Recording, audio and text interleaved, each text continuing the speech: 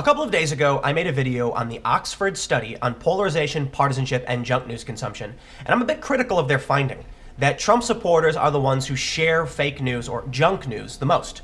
And the reason I'm critical of this is that they used a known seed list of propaganda websites. I don't know to whom this seed list is known, but the list is predominantly conservative. So if you take a list of news websites that's predominantly conservative, and then try and figure out which political faction shared the most, well, of course you're going to find it was conservatives, because certainly Trump supporters aren't going to be sharing a Mike.com article, are they? Within this realm of discussion, we often hear that Russian bots are supporting Trump and they're manipulating conservatives and the Trump supporters into, well, supporting the president. But what if that wasn't the case? What if the Russian bots were manipulating everybody? What if the Russian bots were supporting Black Lives Matter? Well, we've actually known that they have been. And now a new report has come out from a few different mainstream outlets confirming just that. That it's not just Twitter, it's not just Facebook, and it's not just the right, but Russian bots are on Tumblr, and they're pushing a leftist narrative just as much as they are the right.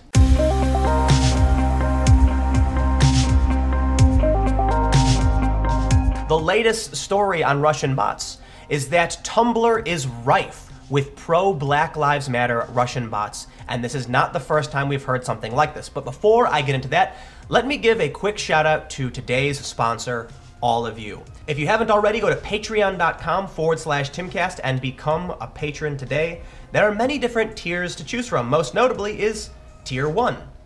At $10 per month, you get access to behind-the-scenes photos and videos, commentary, and much more. So please consider becoming a patron at whatever level you feel comfortable today. Now, according to The Guardian, fake news sharing in US is a right-wing thing, study says. University of Oxford project finds Trump supporters consume largest volume of junk news on Facebook and Twitter. Low-quality, extremist, sensationalist, and conspiratorial news published in the US was overwhelmingly consumed and shared by right-wing social network users, according to a new study from the University of Oxford. On Twitter, a network of Trump supporters consumes the largest volume of junk news, and junk news is the largest proportion of news links they share, the researchers concluded.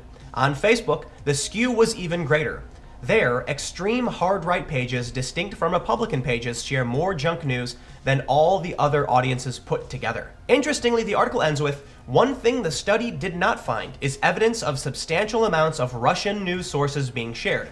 The political conversations on social media exclude a Russian audience group, the researchers concluded. Now, there's a lot wrong with that study. I mean, look, as I stated already, if you take a list of conservative websites, of course conservatives are the ones sharing it. If you take a list of sites that are pro-Trump, then yes, Trump supporters are the ones that are going to be sharing it. Now, in my opinion, when it comes to junk news, not in the Oxford sense, but in the sense of just like randomly generated blogs that you've never heard of that produce hyper-partisan nonsense, yeah, I think it's predominantly right-wing. I think that's pretty obvious to anyone. The problem arises when you look at websites like Mike.com, Vox, or Al Jazeera Plus, which are overtly left-wing in the other direction and get substantially more traffic than these right-wing junk sites. There are not that many far-right or right-wing or conservative websites relative to Al Jazeera, Mike, Splinter, etc. So if you only take these junk microblogs, yes, it makes sense. But the Oxford study includes websites like the National Review, the Daily Caller, and the New York Daily News. And if we're going to go towards legitimate staffed organizations that to an extent do have editorial standards but are biased, then how could they exclude Al Jazeera Plus, which gets substantially more traffic and shares than all of these other websites? According to the study, they said, for this study, a seed of known propaganda websites across the political spectrum was used, drawing from a sample of 22,117,221 tweets collected during the US election between November 1st through 11th, 2016. And when we look at the list of junk news sources, yes, there are some left-wing websites like Occupy Democrats in here, but for the most part, it's conservative. So is the result really that surprising? And I think the worst thing out of all of this is Pastebin. How is Pastebin included as junk news? For those that don't know, Pastebin is just a website where you can type something in, Press enter and it will create a shareable text document on the internet. That's it. It's not a news website. It doesn't fall into any of the criteria of junk news in Oxford's own study. Professionalism, style, credibility, bias, or counterfeit. First of all, Pastebin is not counterfeit. It is not mimicking a professional news site. It is simply a text dump, biased. Well, I guess technically the post from Pastebin is biased. Credibility. Pastebin doesn't need credibility. It's not a news platform, nor is it pretending to be. Style certainly is not imitating any news website or using emotionally driven language. It is simply a text dump. Professionalism. Well, certainly Pastebin is not going to have professionalism. Hell, we don't even know who posted the text dump to Pastebin. The Oxford study is awful, and there's a lot of things I find wrong with it. But now let's move on to the story about Russian bots manipulating the left, supporting Black Lives Matter, and dominating Tumblr. According to BuzzFeed News, Russian trolls ran wild on Tumblr, and the company refuses to say anything about it. Tumblrs run by Russian trolls generated hundreds of thousands of interactions with anti-Hillary Clinton, pro-Bernie Sanders content. Russian trolls posed as black activists on Tumblr and generated hundreds of thousands of interactions for content that ranged from calling Hillary Clinton a monster to supporting Bernie Sanders and decrying racial injustice and police violence in the US, according to new findings from researcher Jonathan Albright and BuzzFeed News. The evidence we've collected shows a highly engaged and far-reaching Tumblr propaganda op targeting mostly teenage and 20-something African Americans. This appears to have been part of an ongoing campaign since early 2015, said Albright, research director of the Tao Center for Digital Journalism at Columbia University. Tumblr and its parent company Oath did not reply to multiple emails with questions from BuzzFeed News. Despite not responding, tracking software shows the emails were opened more than 290 times, and the included links were clicked more than 70 times. Let me just stop right there and say, wow, BuzzFeed, did you use tracking links to make sure that the questions being sent were read? That seems kind of crazy. Wow. The article talks about how there were a lot of racially divisive posts and anti-Hillary Clinton posts like this one. I see nothing but privilege and a lack of understanding, and a photo of some saltine crackers. And in reference to the bird that landed on Bernie Sanders' podium, one of these trolls posted a photo of Hillary Clinton draped in bread trying to attract birds. It earned close to 185,000 notes. Another hit, with more than 240,000 notes, was a video post featuring Sanders reacting to a Saturday Night Live clip that lampooned Clinton for adopting some of his messaging. This is why Bernie has my vote, wrote the trolls behind For My Squad. He's not some old white man who just decided that Black Lives Matter yesterday. He's been fighting, still fighting 40 plus years later.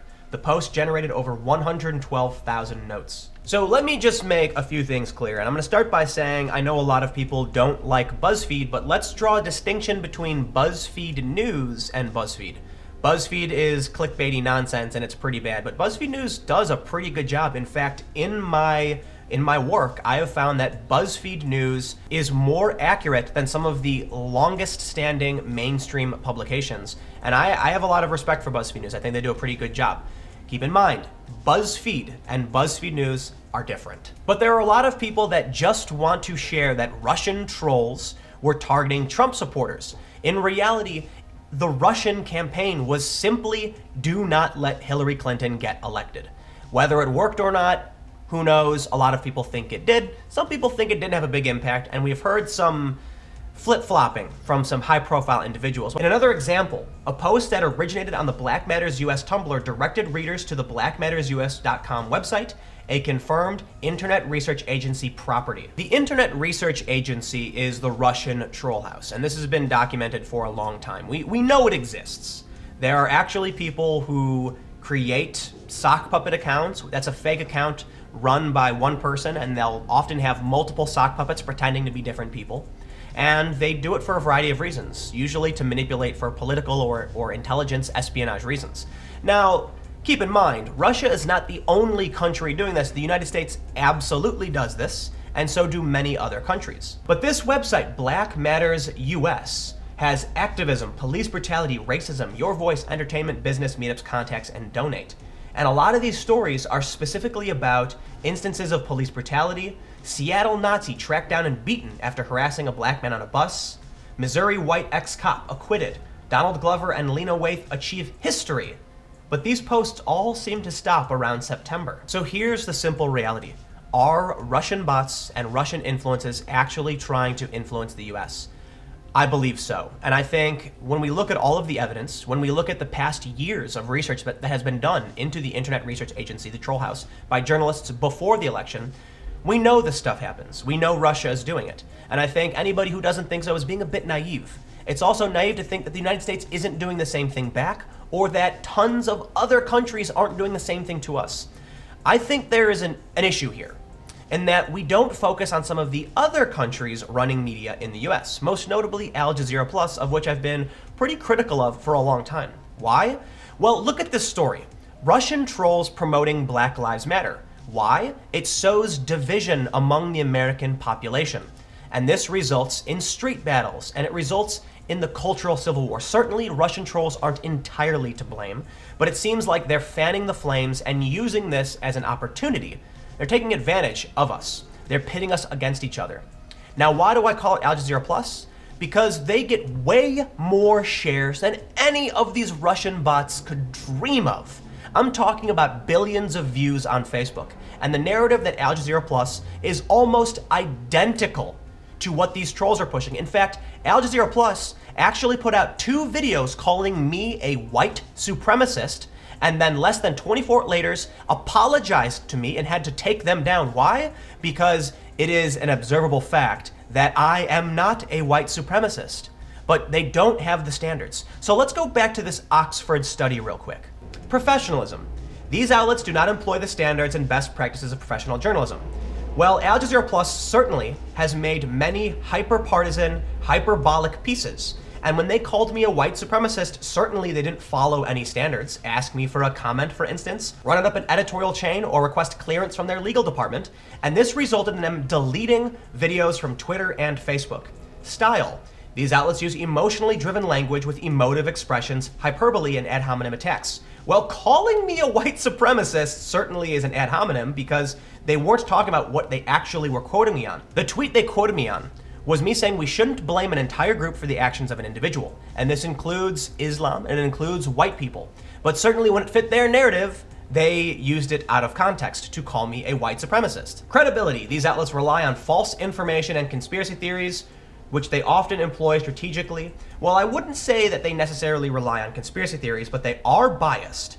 And so they have 1, 2, 3 categories, in my opinion, that fit the junk news classification.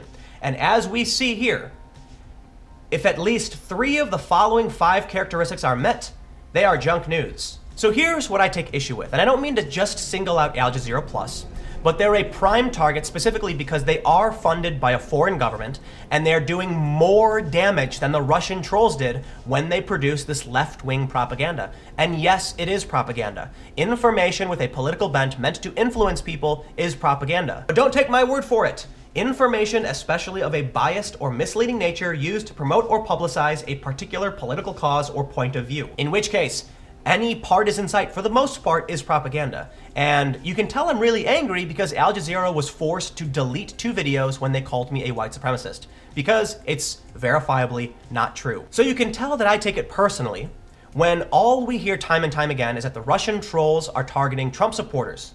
And that when we finally hear that Russian trolls actually were targeting Black Lives Matter and Bernie supporters as well, no one says anything about the other foreign news organization operating on US soil, and that's Al Jazeera Plus. And certainly they're not the only ones, because there is Telesur, which is also acting in a similar manner.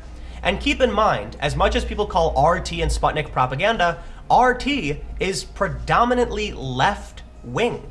Lee Camp, for instance, he is a left-wing host of RT, Abby Martin, who now works for Telesur. RT is the left. So I just want to make one thing clear. I do believe that the United States is being subjected to espionage and manipulation, but it's not just targeting the right, and the right are the only ones that are pushing this fake information. Other countries are doing this too, and it's also targeting the left. And it's frustrating. Why? Because people so easily take the bait, as 4chan proves time and time again. They can simply say something and the media will just eat it right up. It is an exploit in our culture, and it is causing us real damage, and it sucks. But let me know what you think in the comments below. Are the Russian bots the real problem, or should we focus on the entirety of foreign influence affecting our political discourse? We'll keep the conversation going in the comments below. And if you want to follow me, I'm on Twitter @TimCast. You can support my work by going to timcast.com/donate to stay tuned. New videos every day at 4 p.m. And tomorrow I will probably have another video at 4, but I will be flying back to Seattle for some news. So stay tuned. Again, thank you so much, and I will see you tomorrow.